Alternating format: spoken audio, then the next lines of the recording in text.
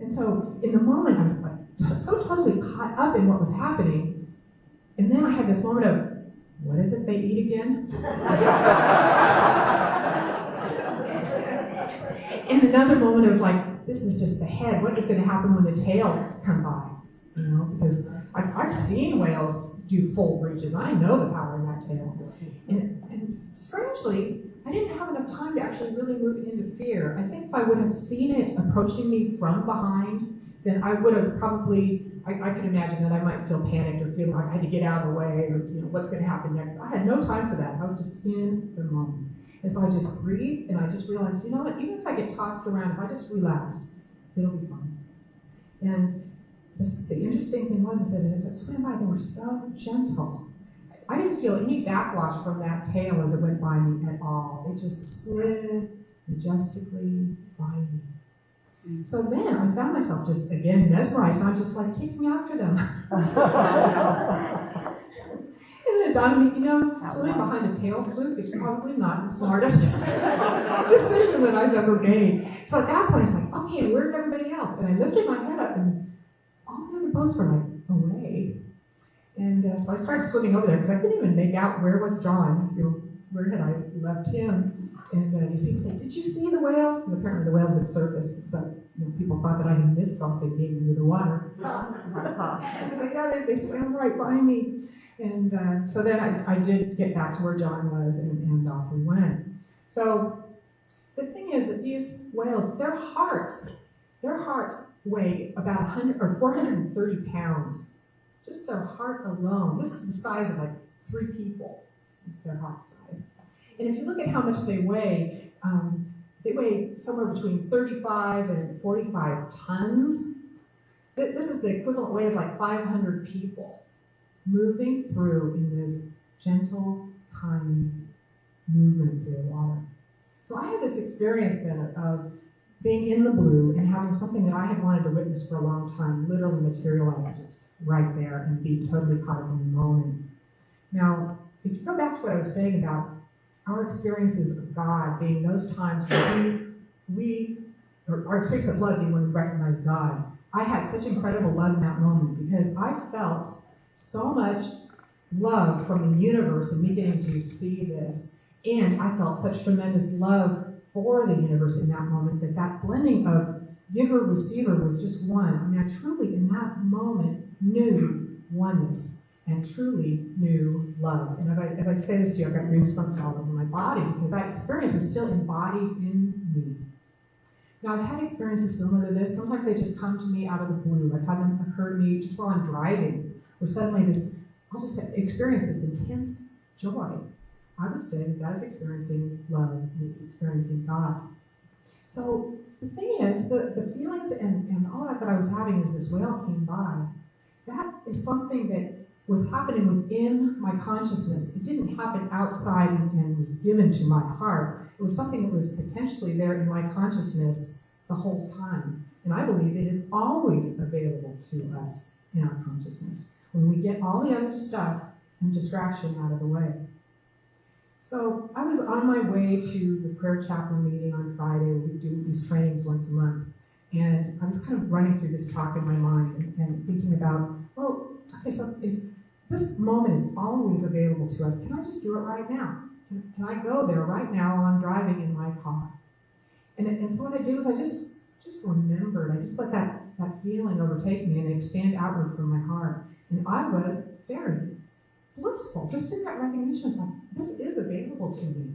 And in that moment of driving, I turned my head to the left, and there was a whale. No. Seriously, I turned my head to the left, and there was this most spectacular rainbow. It was a full arc of the rainbow with the most intensely vivid colors. Maybe some of you were fortunate enough to be able to see that on Friday. And it was like God saying, "Atta girl!" Because, you know, what really happens in those moments? That rainbow, it was there. You know, I'm not trying to say that I manifested the rainbow, but if I were caught up in, okay, I got the prayer talking thing, and what are we going to cover that day, and, you know, gee, what do I want to talk about in my talk, you know, the chatter that we do, I probably wouldn't have seen it.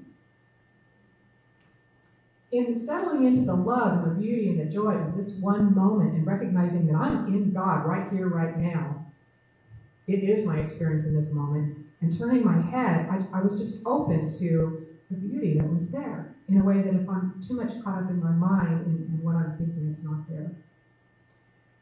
So, for me, this is just sort of the gift of Valentine's Day, is being able to actually speak about love in this way. And I just wanted just one more time to talk about, how does that tie into the story? One is that experience of in the blue, or things coming out of the blue. That is an experience, I believe, of God. And I think that we all have them. You've experienced them in your way.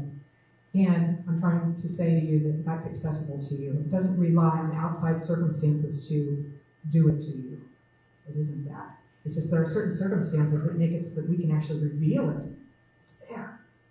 The other thing is this idea of asking, what would love do? Because if we're living from love, we are the action of love in the world. We're the action of God in the world.